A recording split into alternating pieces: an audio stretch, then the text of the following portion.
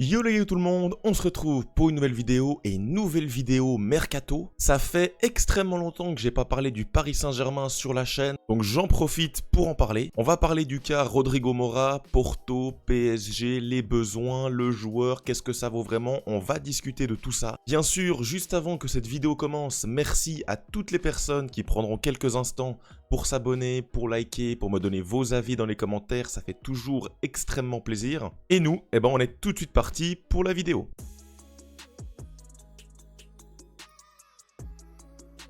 L'info principale de ces derniers jours, c'est celle-ci, le FC Porto met Rodrigo Mora sur le marché des transferts. Vous le savez, il reste très peu de temps à ce mercato, il reste environ 10 jours, 9 jours jusqu'au 1er septembre à 20 h. Et donc forcément, avec le peu d'offres qu'il y a finalement sur la table pour Mora, le FC Porto forcément a envie de liquidité, a envie de vendre, et donc aurait informé la planète foot que Rodrigo Mora serait sur le marché des transferts. Rodrigo Mora, vous le connaissez, ça en parle beaucoup ces derniers temps, que ça soit par rapport au PSG, même par rapport à d'autres clubs. C'est un jeune prospect qui a quasiment explosé la saison passée et qui revient beaucoup sur les tablettes de plusieurs gros clubs. Vous le voyez, 18 ans, c'est un 2007.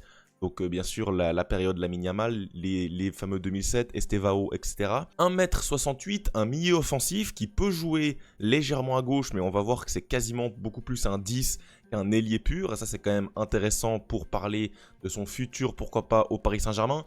Bien sûr portugais, il a déjà été couronné de cette Nations League avec le Portugal, il était sur le banc, on s'en souvient très bien. Vous voyez sa courbe de valeur marchande, elle a totalement explosé cette saison. C'est la saison de la révélation pour lui. Il a un contrat jusqu'en 2030, ça peut compliquer les choses forcément. Avec un long contrat, forcément les sommes demandées vont être plus élevées. Il a signé un contrat l'année passée, milieu offensif portugais. Sa valeur marchande, elle est estimée pour l'instant à 40 millions. 40 millions, c'est quand même relativement cher, même si avec un très long contrat, ça va forcément augmenter. Au niveau de son poste, vous le voyez, milieu offensif qui peut jouer parfois à droite et parfois à gauche. Quand on regarde les statistiques de sa saison passée, 24-25, il a joué 40 matchs. 2400 minutes, c'est pas un temps de jeu faramineux, c'est un temps de jeu de titulaire, remplaçant parfois. Pour 12 buts, 4 passes D, donc c'est pas dégueu franchement pour une saison rookie. Il a joué en Ligue Europa, des matchs importants comme l'AS Roma, il a joué contre l'Olympiakos, etc., contre Bodo Glimt, donc il a déjà une petite expérience. Il a joué bien sûr la Coupe du Monde des clubs, où Porto a vraiment déçu. Par contre, ils ont été sortis en poule, donc ça c'est terrible pour Porto. Il a bien sûr joué le championnat portugais, où il a été très bon, il est vraiment monté en puissance à la fin, où il a vraiment beaucoup staté, donc ça c'est forcément très important quand un joueur stat, etc. Il a même joué en début de saison avec la réserve, donc la Liga 2. À voir, c'est un joueur qui franchement a beaucoup de potentiel. Quand on regarde ses statistiques avancées sur FBref, je les mets juste ici, on a des stats qui sautent aux yeux. Voilà, au niveau des buts, au niveau des assists, au niveau des dribbles balle au pied, des possessions progressives, des passes. C'est vraiment un joueur qui est très complet, technique, qui peut attaquer la surface, qui a également une qualité de finition, une qualité de but vraiment intéressante. Quand on regarde ses stats de but, 0,65, ça veut dire qu'il marque quasiment un match sur deux. On a vu que Gyökeres n'a pas eu de mal à enchaîner énormément de buts, mais ça prouve quand même qu'il a des qualités intrinsèques de buteur. Il a ça dans son magasin.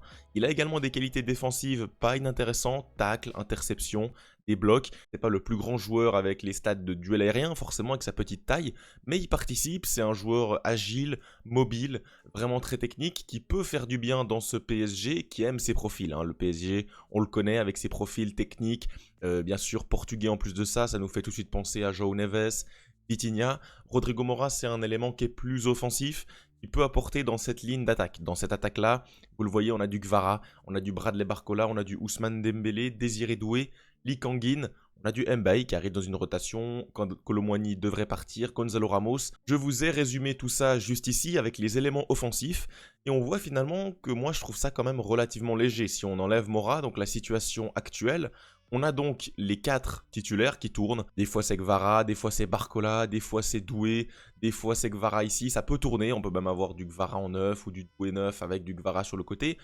Actuellement, on a 4 joueurs. 4 joueurs qui sont capables de jouer à des très hauts niveaux, des Ligues des Champions, des demi-finales. Là, ça ne pose absolument pas problème. Maintenant, il suffit d'un blessé ou il suffit d'un petit caillou dans la chaussure, d'une méforme, d'une blessure.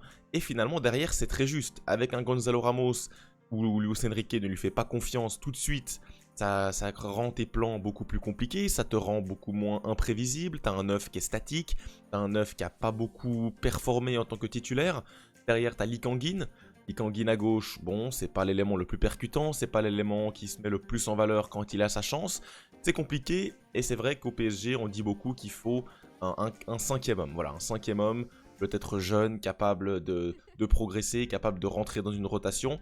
Et ça, bah, Mora pourrait parfaitement remplir ce rôle. C'est un joueur offensif, peut-être légèrement dans l'espace droit, qui peut dépanner à gauche, qui peut dépanner à droite aussi, pourquoi pas.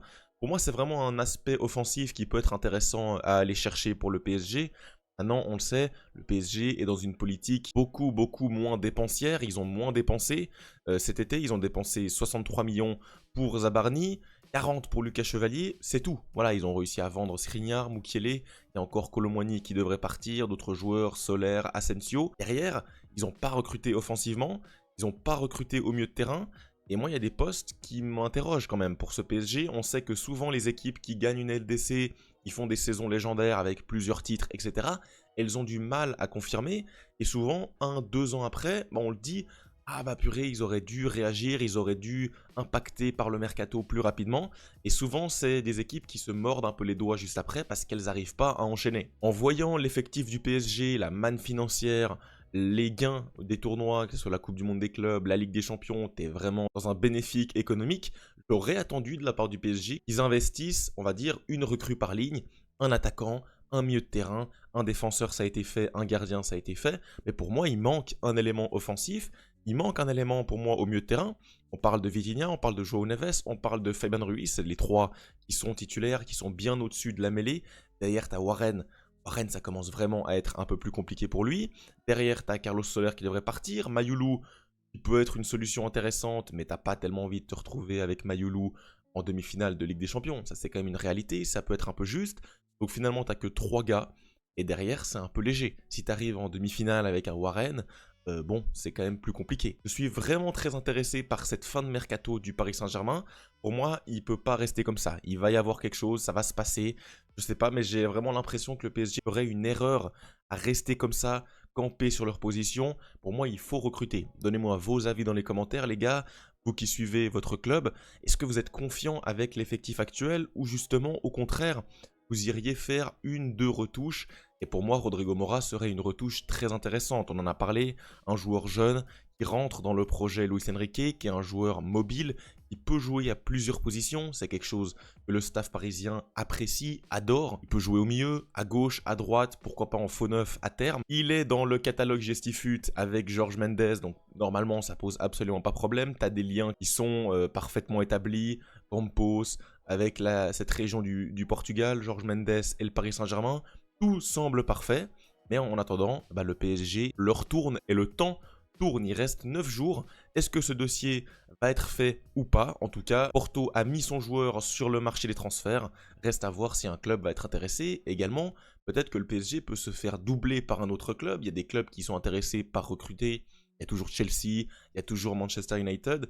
À voir. Maintenant, c'est vrai que du côté de Rodrigo Mora, moi je ne serais pas contre rester 1 an de plus dans son club, voilà, jouer une compétition européenne, se développer, avoir un vrai temps de jeu titulaire, prouver encore, et après, finalement, 1 an plus tard, en 2026, partir pour un gros club. Peut-être que c'est un peu plus sage d'attendre, de se développer encore physiquement, etc. Je sais pas, en tout cas c'est un cas très intéressant, le cas de Mora, qui peut arriver dans le club champion d'Europe, qui peut rester dans son club portugais. Les 2 options sont possibles, en tout cas donnez-moi vos options idéales dans les commentaires. Est-ce que vous le voulez tout de suite au PSG parce que vous croyez qu'il y a des manques? Ou alors, bon, vous faites confiance à Luis Enrique avec cet effectif et vous attendez bien sagement 2026. C'est tout pour cette vidéo les amis, n'hésitez pas à vous abonner en partant et nous on se retrouve très rapidement pour de nouvelles vidéos. Ciao et Visca Barça.